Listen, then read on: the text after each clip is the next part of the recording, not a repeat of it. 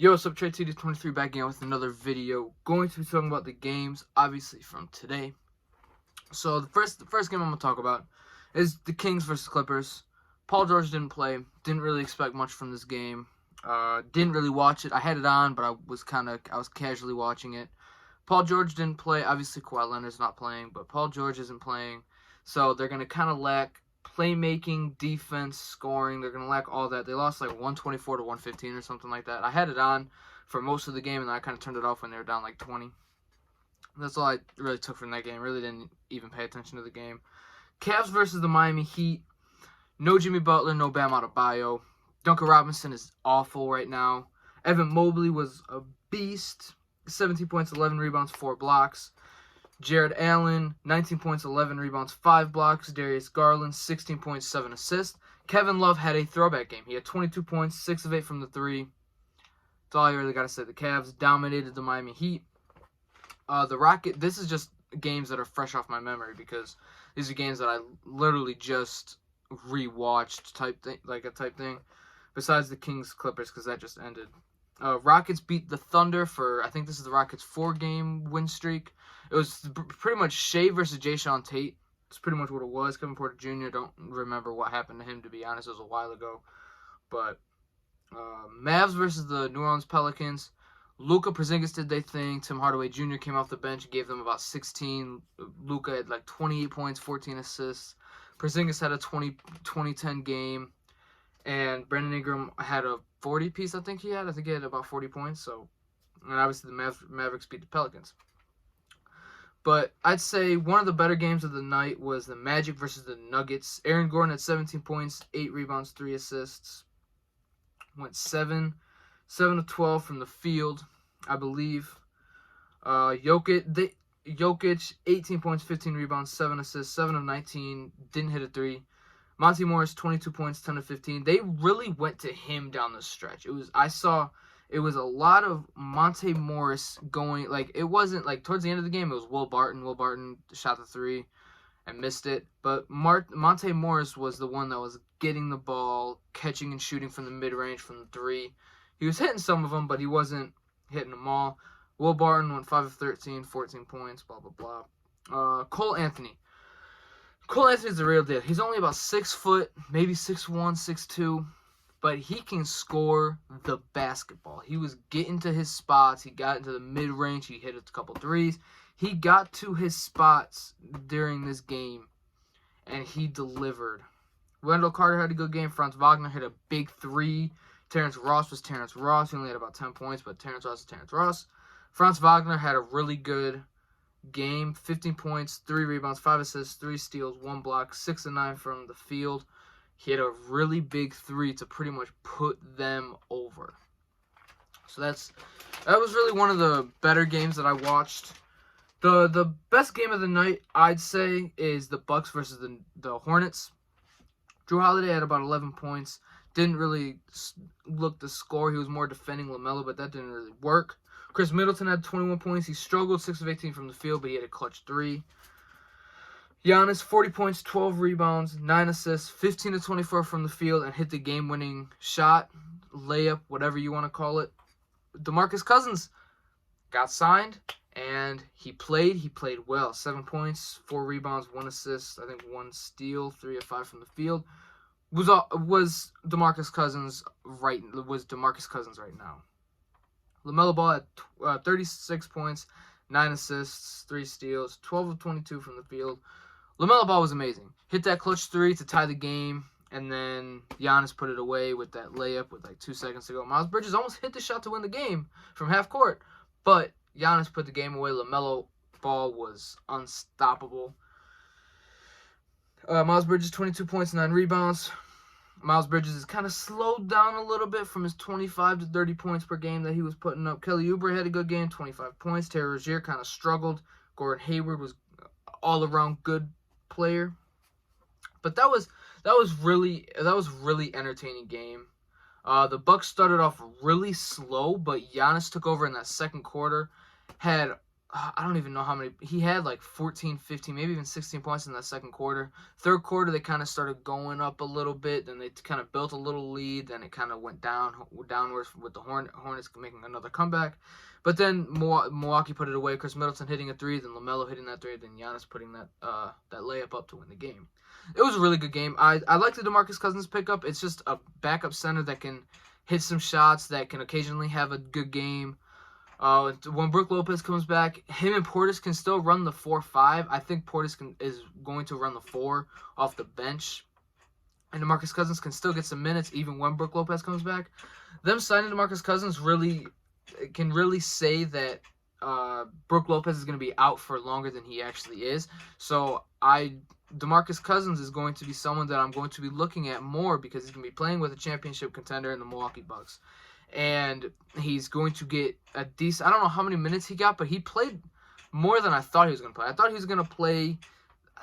When he first came into the second quarter, I think the start of the second quarter, he didn't do a lot, but I loved seeing DeMarcus Cousins on the court. And then once he got his feet wet, once he got warmed up, he really started to show who DeMarcus Cousins is. So...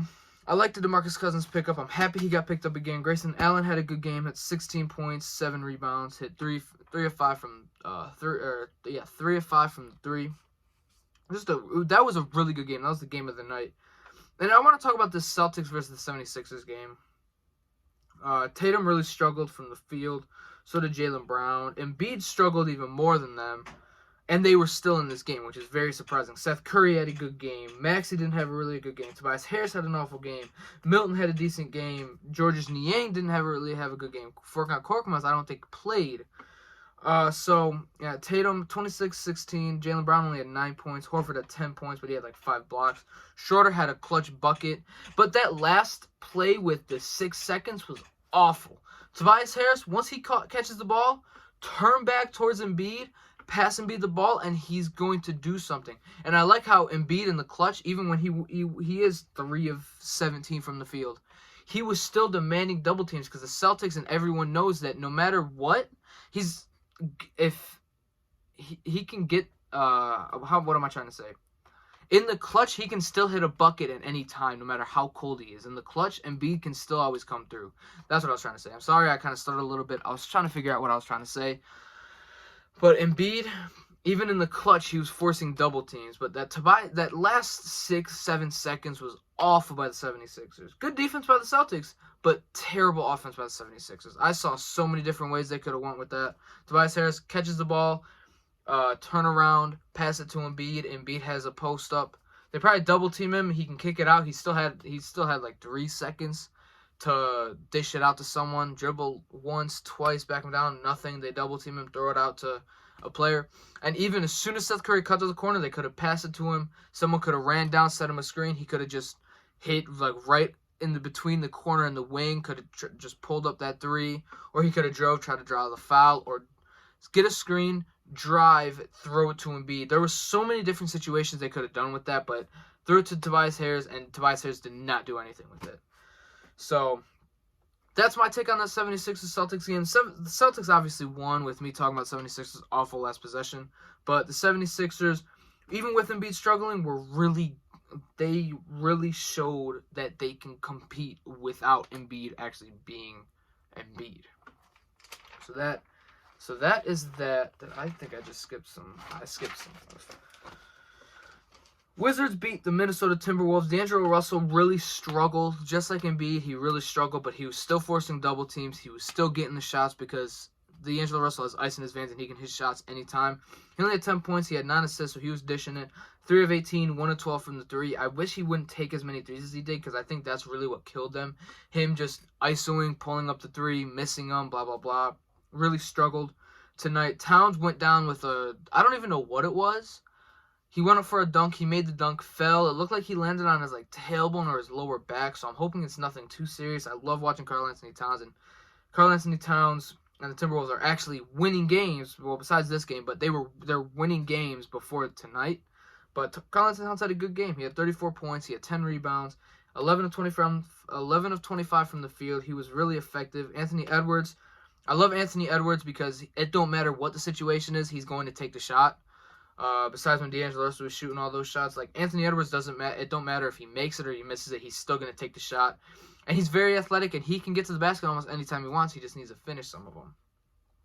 Malik Beasley, I know he's been struggling a lot so far this year. Not Malik Beasley like, but you got to remember, I completely forgot about this too. I was listening to something and they reminded me that that Malik Beasley spent 2 months in prison during the offseason. So he was probably playing basketball in there, maybe. I don't even know what goes on in jail, but he was in jail for 2 months during the offseason, so he really could not train. So that explains the slow start. Naz Reid had a good game, 13 points, 6 of 10 from the field, 1 of 3 from the three, only had 3 rebounds, but it is what it is. Bradley Beal struggled, but they pulled out the dub. Montrezl Harrell had a big game, 27 points for Montrez. He's getting MVP chance. KCP kind of struggled a little bit. Dinwiddie struggled a lot, but he dished out. He had like 11 assists. Kuzma had an all-around good game, 5.6 rebounds, 5 assists, 1 steal, 3 blocks, 2 of 6 from the field, but that don't matter because he had a really good stat line, and they won the game.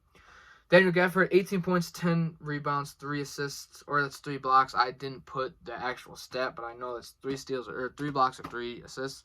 Whatever, don't matter. But it was just that was also a really fun game. It was actually really a fun game. Edwards, Bradley Beal, Spencer Dinwiddie just dishing it. Karl-Anthony Towns, D'Angelo Russell. That was just a really good game. That was one of the games that I was really anticipating tonight. Timberwolves, it's very weird. Last year, the Timberwolves and Wizards games, I would not have been tuning into. Maybe the Wizards because they had Bradley Beal, Russell Westbrook. But this year, I'm definitely tuning into Wizards games because I love Dinwiddie, I love Beal. So far this year, I'm liking Kuzma. I like Montrez. I like Gafford. I wish the Bulls kept Gafford. KCP's been pretty good. And then for the Minnesota Timberwolves, I was tuning into their games last year. D'Angelo Russell, Anthony Edwards, Karl-Anthony Towns, Malik Beasley, Naz Reid, Jared Vanderbilt, Jaden McDaniels, all those guys. I loved watching the Minnesota Timberwolves. Ricky Rubio was on the Timberwolves. I completely forgot about that. But yeah, I was definitely tuning into a lot of Timberwolves games last year. The Wizards, it was kind of iffy, but you know, the Timberwolves were not very good last year. I gotta find where. No, I think this is actually it. That might have been all the games. That is definitely all the games. But I do want to talk. Last episode, I wanted to talk about the Kemba Walker Blake Griffin situation. It really sucks. It really does suck. I love Blake Griffin. I loved watching Kemba Walker play. But I think it's better for the team because obviously, I'm going to put this over here. Obviously, Kemba Walker, not a good defensive player at all. So far this year, he'll occasionally give you a good game. But other than that, not really. He might have had 1 or 2, maybe 3 good games this year. But other than that, he does not contribute defensively. When he's not scoring, he's not doing much. He's not really a playmaker. But it does suck because I loved watching him on the Hornets. I even liked watching him on the Celtics when they were healthy and when they were playing really good. I did enjoy when he was on the Hornets. Obviously, he carried them to the playoffs. He was an all-star. Celtics, he was an all-star. Helped them make it to the conference finals in 2020 in the bubble. He was really good for them, but injuries and then him just being like a 6', 6'1" point guard in today's league, going up against Ben Simmons of the league, LeBron's, Luka's, it's very hard for a 6'1" point guard to be effective in the league. And then Blake Griffin, obviously, Blake Griffin last year, he was a really good hustle player when he was on the Nets. It was really weird because when he was on the Pistons, he really was not hustling a lot because injuries. He was afraid of getting injured. But now on the Brooklyn Nets, he doesn't have to carry that offense. He doesn't have to do all the heavy lifting on the offensive side and defensive side. He was able to throw his body everywhere, dive for loose balls, block some shots, get up there to try to block, go up for a couple dumps. But this year, and he was hitting a couple threes last year. That was his advantage. He was more of a stretch big, and Kevin Durant was the one tipping off him normally playing against some of the centers. But Blake Griffin so far this year has been shooting like 16% from the three. He's like a 6'8", 6'9" not point guard, center. So he's kind of undersized, and he's not really doing much on the defensive side anyways. When I'm going to talk about Blake Griffin, loved Blake Griffin on the Los Angeles Clippers. Chris Paul, DeAndre Jordan, Blake Griffin, Jamal Crawford, J.J. Redick, Matt Barnes. When they had Steven Jackson, they had Lamar Odom. They had so many. Did they have Lamar Odom? I completely forgot. I thought maybe they had Lamar Odom for like a year. I know he was on the Clippers pre-Lakers and I think Heat. But I don't remember if he was on the Clippers later in his career or not. I completely forgot, but those teams are so fun to watch. It just really sucks that this is what it comes to. Blake Griffin, Kemba Walker are both out of the rotation, but really, it is what it is. You got to do what you got to do, and the Nets took a dub against the Knicks, so it was the two teams that took former All-Stars and stars out of the rotation. And it wasn't even that long ago that Blake Griffin was an All-Star, All-NBA superstar. His first year, I think, with the Pistons, he carried them to the playoffs. He was injured and he was trying to carry them still, but it really, really, really sucks that Blake Griffin and Kemba Walker are out of the rotation.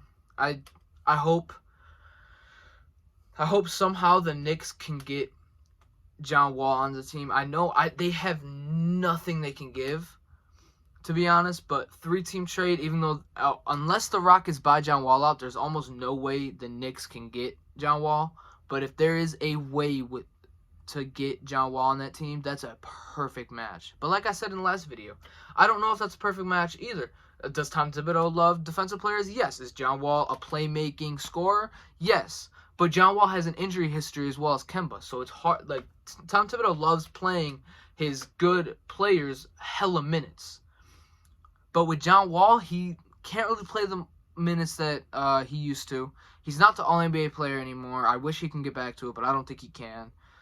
Maybe he can get an All-Star or two again if he can actually play, but it just really sucks, man. I want John Wall to play. I want Blake Griffin and Kemba to play, but it's just what the NBA is now. Kemba Walker really can't play. Doesn't give anything defensively. Blake Griffin really doesn't give anything defensively, and he's struggling shooting. LaMarcus Aldridge is just playing way better. Paul Millsap hasn't really done anything, but I'd rather really play Paul Millsap than Blake Griffin at this point because Paul Millsap can at least give you something defensively. But, yeah. I think that's going to be the end of this video. I am forgetting a game. I'm forgetting who did the Pacers play? Who did the Pacers play? I can't remember. The Pacers. Who did the Pacers just play? Let me look real quick. I completely forgot to talk about the Pacers. Damn, it just came to my mind.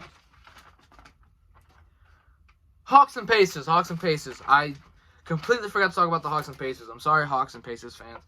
I'm going to just give you guys a quick breakdown.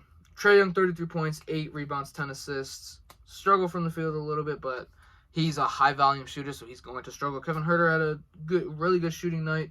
John Collins just had a really, really good all-around game. 14-3, 2, 1, and 4. 3 of 3 from the 3, 5 of 8 from the field. Clint Capella had a good game. DeLon Wright off the bench is really good.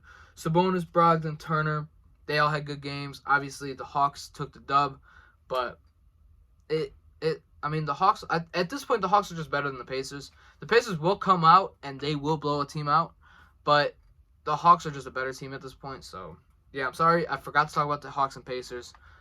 But yeah, that's going to be the end of this video. Please like, comment, subscribe, and peace.